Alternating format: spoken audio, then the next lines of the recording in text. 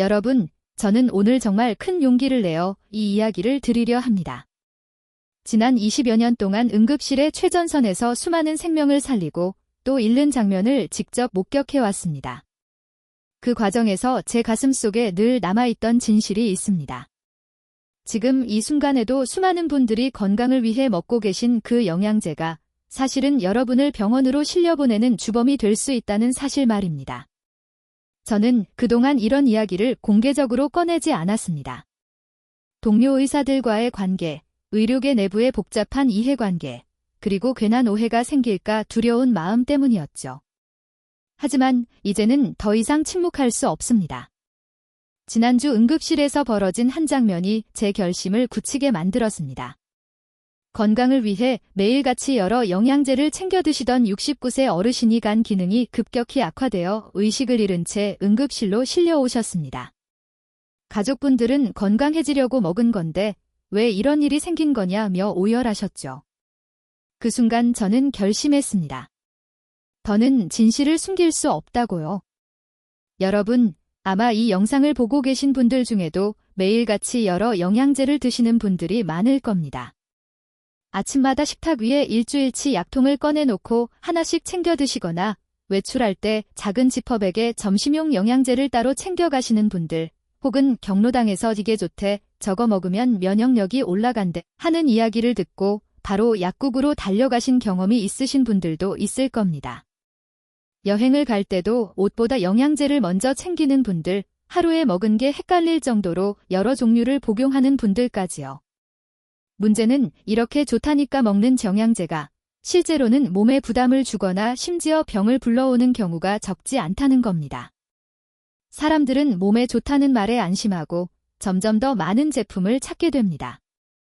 그러다 보면 어느새 영양제가 밥보다 더 중요한 일상이 되어버리죠.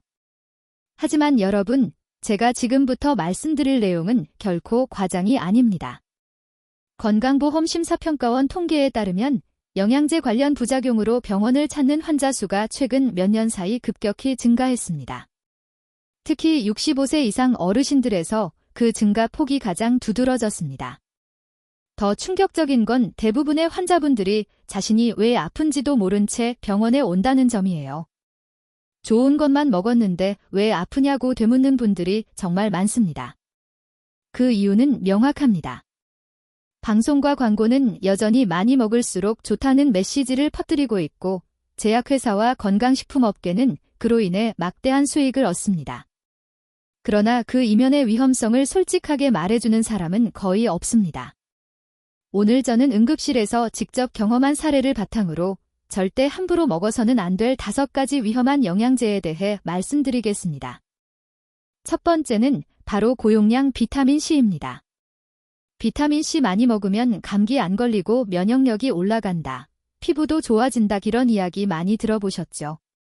그래서 하루 1000mg, 심지어 2000mg짜리를 아침 저녁으로 드시는 분들이 많습니다. 그런데 응급실에서 검사해보면 그 결과가 정말 충격적이에요. 고용량 비타민C를 장기간 복용한 분들 중 상당수에게서 신장결석, 위궤양, 철분결핍성 빈혈이 발견됩니다. 의학 연구에서도 하루 1000mg 이상의 비타민C를 장기간 복용할 경우 신장결석 위험이 높아진다는 보고가 여러 번 있었습니다. 식약처에서도 이미 이런 위험성에 대해 경고를 한 바 있죠. 제가 잊지 못하는 한 사례가 있습니다. 71세의 박종수 어르신은 감기 한 번 안 걸리겠다며 비타민C 2000mg을 5년 넘게 아침 저녁으로 복용하셨습니다. TV에서 비타민C는 수용성이니까 많이 먹어도 소변으로 다 나간다오는 말을 그대로 믿으신 거예요. 그런데 어느 날 새벽 극심한 옆구리 통증으로 119에 실려오셨습니다. 검사 결과 신장의 결석이 무려 4개나 있었습니다. 그 결석이 바로 비타민C 과다 섭취로 생긴 것이었습니다. 수술실로 들어가기 전 어르신이 제 손을 잡고 하신 말씀이 아직도 생생합니다. 선생님, 건강해지려고 먹은 건데 이게 독이 될 줄은 몰랐어요. 그분의 면역력 수치 역시 또래 평균보다 오히려 낮았습니다. 매일 비타민C를 먹었는데도 말이죠. 과다 섭취로 인해 오히려 면역 체계의 균형이 깨져버린 겁니다. 사실 의학계에서는 오래전부터 고용량 비타민C의 한계를 알고 있었습니다. 세계적으로 권위 있는 의학 연구기관에서도 이미 일반인이 감기 예방 목적으로 비타민C를 고용량 복용하는 것은 효과가 없다고 결론을 내린 바 있습니다. 그런데 왜 이런 정보가 일반인에게 제대로 전달되지 않을까요? 이유는 단순합니다. 건강보조식품 시장의 규모가 너무 크기 때문입니다. 이익이 걸려있으니 불편한 진실은 묻히기 쉽죠. 여러분, 비타민C가 필요 없는 건 아닙니다. 문제는 용량과 섭취 방식입니다. 우리 몸이 하루에 필요로 하는 비타민C는 약 100mg 정도입니다. 귤 2개, 키위 하나면 충분하죠. 그 이상은 대부분 소변으로 배출되거나 오히려 몸에 부담을 줍니다. 그래서 저는 환자분들께 항상 이렇게 말씀드립니다. 비타민은 약이 아니라 음식에서 찾으세요. 신선한 과일과 채소에는 비타민C뿐 아니라 수많은 항산화 성분이 함께 들어있습니다. 이런 자연식품은 천천히 흡수되어 혈중 농도가 급격히 올라가지 않기 때문에 훨씬 안전합니다. 실제로 고용량 비타민제를 끊고 식품으로 바꾸신 환자들을 추적 관찰해보면 면역력 수치가 오히려 개선되고 전반적인 컨디션이 좋아지는 경우가 많았습니다.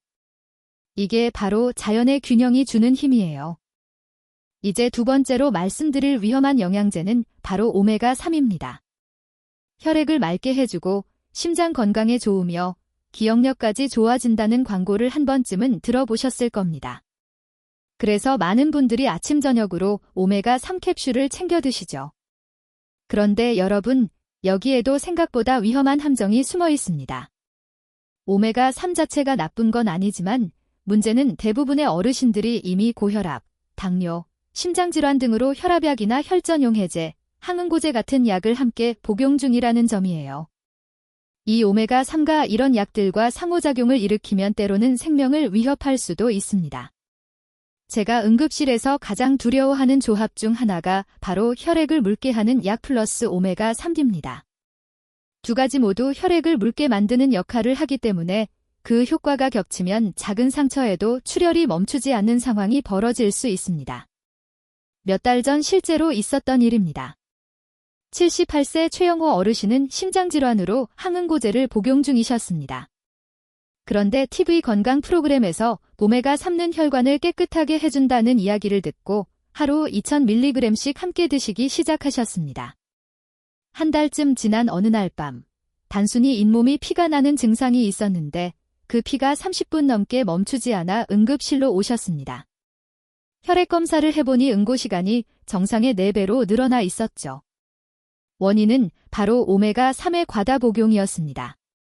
그날 이후 저는 다시 한번 깨달았습니다. 건강을 위해 먹는다는 생각이 무지에서 비롯된 위험한 선택이 될 수 있다는 것을요. 그뿐만 아니라 최근 심장학회 발표에서도 고용량 오메가3가 오히려 심장 부정맥 위험을 높일 수 있다는 결과가 나왔습니다.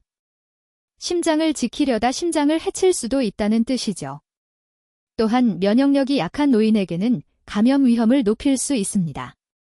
오메가3는 염증 반응을 줄여주는 동시에 면역 반응을 억제하기 때문이에요. 실제로 제가 진료했던 73세 할머님은 오메가3를 복용한 뒤 잦은 감기와 폐렴으로 고생하셨는데 복용을 중단한 이후에야 증상이 현저히 줄어들었습니다. 그렇다면 혈관 건강을 위해서는 어떻게 해야 할까요? 답은 간단합니다. 알약보다 자연식품을 드세요. 고등어, 삼치, 정어리 같은 등푸른 생선을 일주일에 2~3번만 드셔도 충분합니다. 견과류도 훌륭한 대안이에요. 호두 한 줌이면 하루 필요량을 충분히 채울 수 있습니다.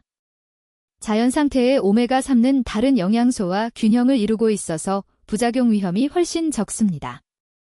실제로 지중해식 식단을 따르는 사람들, 즉 생선과 올리브유, 견과류를 중심으로 먹는 사람들에게서 심혈관 질환 발생률이 크게 줄어든 연구 결과가 있습니다. 건강은 약이 아니라 음식 속에 있습니다. 이어서 세 번째 위험한 영양제는 바로 칼슘입니다. 뼈에는 칼슘이 최고라는 말을 믿고 하루 1000mg, 2000mg씩 챙겨 드시는 분들이 많습니다. 특히 골다공증 진단을 받은 어르신들은 빨리 회복하려면 많이 먹어야지 하며 과다 복용을 하시는 경우가 많죠. 그런데 제가 응급실에서 본 현실은 정반대였습니다. 칼슘제를 오래 복용하신 분들 중 일부는 오히려 심근경색이나 뇌졸중 위험이 증가했습니다. 67세 김미숙 할머님의 사례를 말씀드리겠습니다. 무릎이 아파 병원에서 골다공증 초기 진단을 받으신 뒤 칼슘제를 복용하기 시작하셨습니다. 그런데 많이 먹으면 빨리 나을 거야 하는 생각으로 처방약 외에 시중에서 파는 고용량 칼슘제를 추가로 드셨습니다. 하루 섭취량이 2500mg, 권장량의 3배에 달했죠. 6개월 뒤 할머님은 갑작스러운 가슴 통증으로 응급실에 실려오셨습니다. 검사 결과 급성 심근경색이었고 혈관 곳곳이 석회화되어 있었습니다. 놀랍게도 그동안 그렇게 열심히 칼슘제를 드셨는데 골밀도는 거의 개선되지 않았어요. 오히려 혈관에 칼슘이 쌓인 것이었습니다. 할머님은 병상에서 이렇게 말씀하셨습니다. 뼈를 지키려다 심장을 잃을 뻔했네요. 의학계에서는 이런 현상을 칼슘 패러독스라고 부릅니다. 칼슘을 많이 먹을수록 뼈로 가는 게 아니라 혈관에 쌓인다는 뜻이죠. 그렇다면 뼈 건강을 지키려면 어떻게 해야 할까요? 해답은 3가지입니다. 첫째, 칼슘은 음식으로 섭취하세요. 멸치, 두부, 우유 1컵이면 충분합니다. 둘째, 햇볕을 쬐세요. 비타민 D가 있어야 칼슘이 제대로 흡수됩니다. 하루 20분만 산책해도 충분합니다. 셋째, 체중 부하 운동을 하세요. 걷기, 계단 오르기, 가벼운 아령 운동이 약보다 훨씬 효과적입니다. 다음으로 4번째 위험한 영양제는 종합 비타민입니다. 하나만 먹으면 다 해결된다, 모든 영양소를 한 번에 채운다는 광고 문구, 정말 많이 보셨죠? 그런데 현실은 다릅니다. 종합 비타민의 가장 큰 문제는 성분 중복과 과다 섭취입니다. 이미 다른 비타민을 복용 중인 상태에서 종합 비타민을 추가로 먹으면 특정 성분이 독성 수준으로 올라갈 수 있습니다.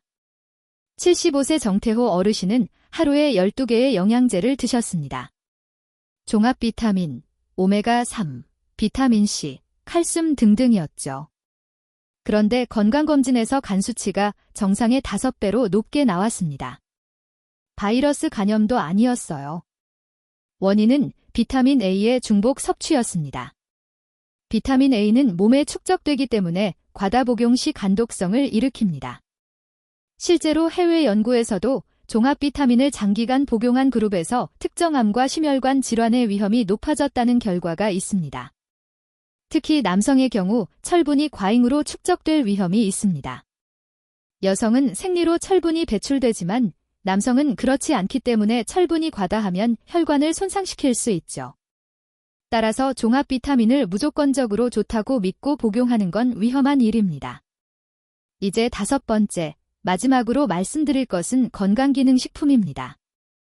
홍삼, 프로폴리스, 밀크시슬, 은행잎 추출물, 마늘 추출물 등등 면역력 강화 원기 회복 혈당 조절 질환은 문구를 달고 팔리는 제품들입니다.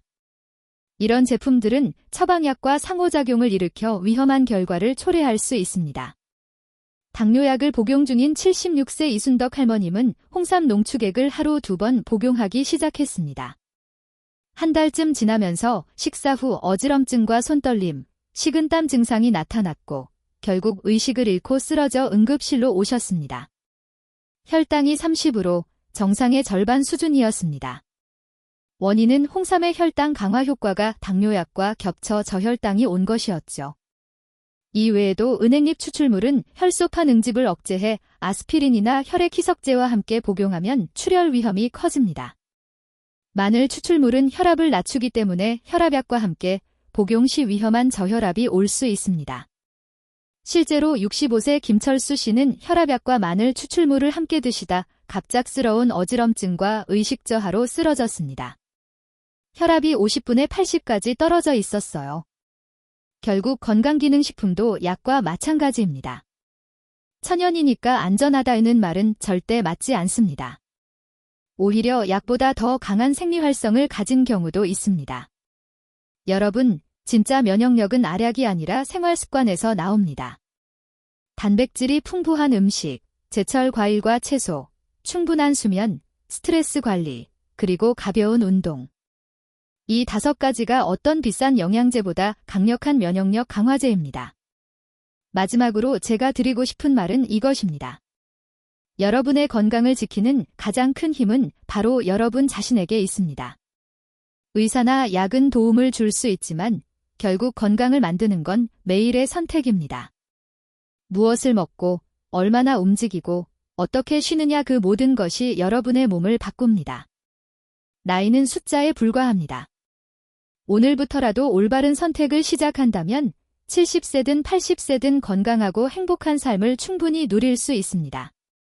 여러분, 잘못된 건강 정보로 고생하는 분들이 한 분이라도 줄기를 진심으로 바랍니다. 이 영상이 도움이 되셨다면 꼭 주변 분들과 공유해주세요. 여러분의 한 번의 공유가 누군가의 생명을 살릴 수도 있습니다. 그리고 앞으로도 저는 의료 현장에서 얻은 진실된 정보를 때로는 불편하더라도 용기 있게 여러분께 전해드리겠습니다. 감사합니다. 건강하세요.